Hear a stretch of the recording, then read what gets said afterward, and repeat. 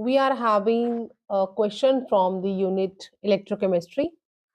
In first question, which is the section C question and comprising of 3 marks. The first question is carrying 1.5 marks and 1.5 marks for the second part. दो questions हैं यहाँ पे. In first question, the cell in which the following reaction occurs. Cell provided है और हमें standard electrode potential of the cell provided है, that is 0.236 volt at 298 kelvin and we have to find out the standard Gibbs energy. So जो standard Gibbs energy है उसका जो relation है with the standard electrode potential, that is the Gibbs energy or a change in a Gibbs energy of a reaction equal to minus NFE, where N is the number of electron used in a reaction and F is a Faraday constant, which is 96500 coulomb per mole, and E electrode is given, that is a standard electrode potential. So for this question, how we will write the answer?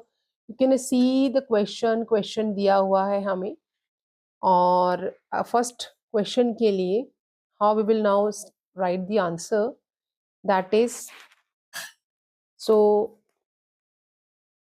solution to first part, that is we have to find out the standard change in Gibbs energy, which is equal to minus n f E of the cell E standard. ये relation हमने use करना है when we have to find out the standard change in a Gibbs energy.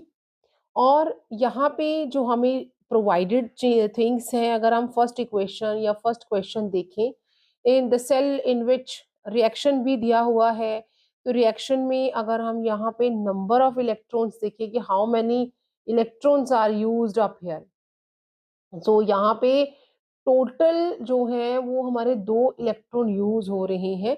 इस reaction को हम cell जो reaction है इसे किस तरह से लिख लेंगे, दैट इज 2Fe, जैसे हमें दिया है प्लस 2 ऑफ, यहाँ पे हमारे पास आयोडाइड आयन है वो एक्वेस स्टेज में है और ये भी हमारा एक्वेस स्टेज में है.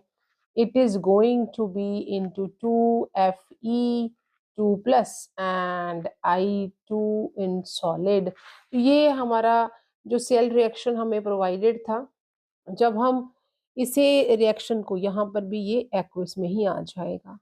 अब हम इस रिएक्शन को अगर कंप्लीट करें तो how we will get the reaction, that is 2Fe3 plus, और जब वो यूज करेगा, क्योंकि हम कभी भी किसी भी रिएक्शन में स्टैंडर्ड जो electrode reduction standard reduction electrode लेते हैं या इलेक्ट्रोड जो है वो उसका रिडक्शन पोटेंशियल काउंट करते हैं, विच इज इक्वल टू, ये क्या हो जाएगा, यहाँ पे 3 इलेक्ट्रॉन्स हैं और 2 जो है वो इलेक्ट्रॉन यूज होके it is going to be 2Fe2 plus.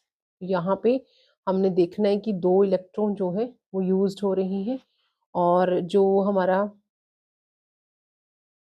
Iodide ion है उसके यहाँ पे 2 नंबर है और वो किस में है, एक्वस स्टेज में है, और वो किस में कन्वर्ट हो गया,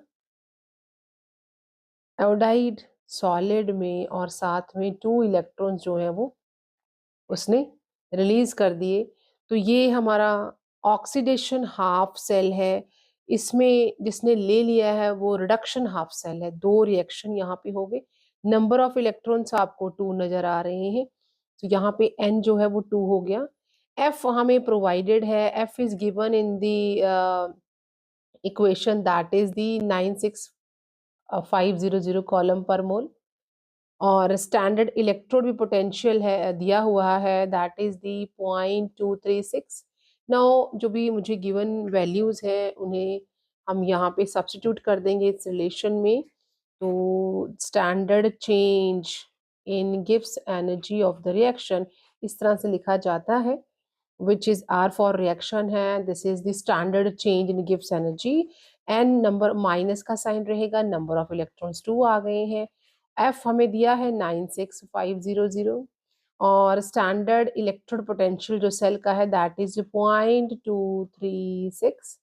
ये हमने यहाँ पे सारी वैल्यूज को जो सब्स्टिट्यूट कर दिया एंड बिकॉज जो नेगेटिव साइन है वो साथ में इस तरह से ही आ जाएगा माइनस, और इसे हम यहाँ पे पहले इस तरह से डेसिमल को हम हटा सकते हैं और सभी को हम मल्टीप्लाई कर लेंगे साथ में एंड इट विल बी 2 को हम इससे मल्टीप्लाई कर लेते हैं, दैट इज 2 5 ज़ा 10 1 carry and then 13 1 carry and 19।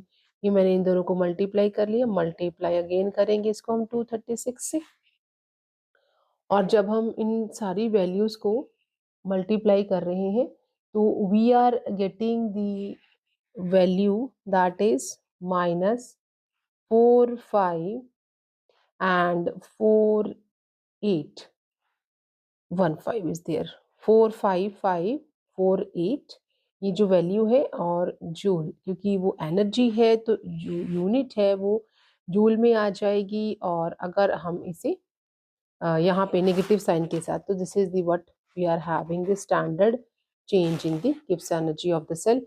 इस तरह से हम इसे निकाल सकते हैं। नाउ व्हाट इट सेज कि अगर आप ये जो सेकंड क्वेश्चन, ये फर्स्ट क्वेश्चन हमारा डन है। नाउ सेकंड है how many electron flow through the metallic wire. Metallic wire से जब करंट जो है वो 0.5 एम्पियर है, is pass for 2 hours, time 2 hours दिया है और टाइम जो है वो सेकेंड्स में हमने लेना है। तो how we will find out the quantity of charge. Second part को जब हम सॉल्व करेंगे तो यहाँ पे सेकेंड पार्ट ये इसका आ गया है which is equal to charge, charge is equal to charge past कर, charge equal to that is I into T. Charge के लिए ये रिलेशन है, I यहाँ पे करंट है और T यहाँ पे टाइम है, और करंट हमें दिया हुआ है, I is given to us, I कितना दिया हुआ है, I इज प्रोवाइडेड 0.5 एम्पियर। ठीक है, यहाँ पे हमें करंट प्रोवाइडेड है, टाइम भी प्रोवाइडेड है दैट इज 2 आवर्स, और जिसे हम किस में कन्वर्ट कर लेंगे सेकेंड्स में, तो 2 multiply with 60 and multiply with 60 seconds, हमने टाइम को कन्वर्ट कर लिया है सेकेंड में। Now in order to find out the charge, charge क्या हो जाएगा, चार्ज की एक और रिलेशन है that is the n into the charge on a electron. here n is the number of electron and e means charge on the electron। Q इसके बराबर भी है, Q इसके बराबर भी है, तो इसे अगर आप इक्वेशन 1 बना लो, इसे आप इक्वेशन 2 बना लो, तो फ्रॉम इक्वेशन 1 एंड 2, तो हाउ वी विल राइट, यहाँ पे इसको हम किस तरह से लिख लेंगे, from equation 1 and 2 what we will get, n into E, here n is the number of electrons and E means charge on electron, equal to I means current and T means यहाँ पे time। number of electrons यहाँ पे अगर हम देखेंगे, जो हमें question है how many electron flow through the metallic, यही फाइंड आउट करना है, नंबर ऑफ इलेक्ट्रॉन्स ही हमें फाइंड आउट करना है, और देन आई हमें दिया है, टी हमें दिया है, और जो चार्ज और इलेक्ट्रॉन होता है दैट इज 1.6 इंटू 10⁻⁻19 काउलम। ये कुछ चीजें हमें याद रखनी है, जो ई की वैल्यू होती है दैट इज दी 1.6 इंटू 10⁻⁻19 काउलम। तो ये हमने ई की वैल्यू रख ली।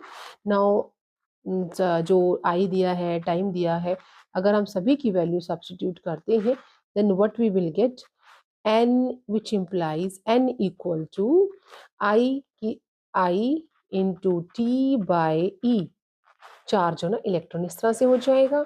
और I जो है यहाँ पे वो मुझे प्रोवाइडेड है, दैट इज दी 0.5, और जो टाइम है that is 2 into 60 and divided by that is the 1.6 into 10⁻⁻19।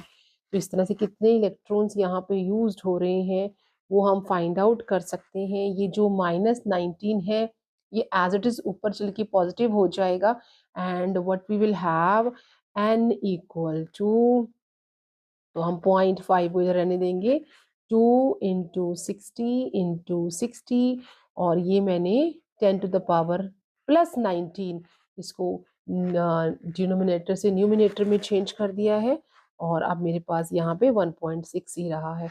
इस डेसिमल को मैं इस डेसिमल के साथ कट कर दूंगी, and now what we will have, हम इस के साथ 8 ले आएंगे यहाँ पे, और यहाँ से ये कट जाएगा, इट विल बी 4, और यहाँ पे ये क्या हो जाएगा 3 0, और ये और कट जाएगा, ये 2 रह जाएगा, ये भी 3 0, फिर ये एक और बार कट जाएगा and it will become the 1 5।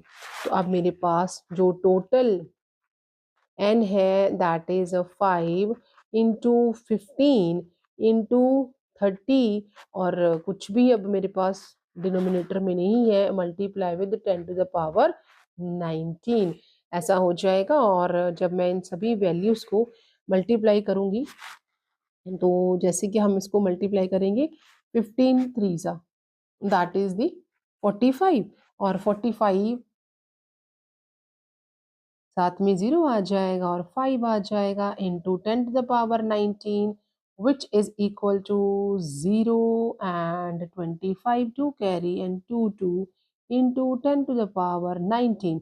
इतने इलेक्ट्रॉन्स जो हैं वो यूज्ड हुए हैं while the 0.5 current is flowing for through a metallic wire for 2 hours. So this is the way how we can calculate the answer. So see you soon in the next video with the more probable questions for the coming year. Till then, you take care and don't forget to subscribe my channel for the coming new update.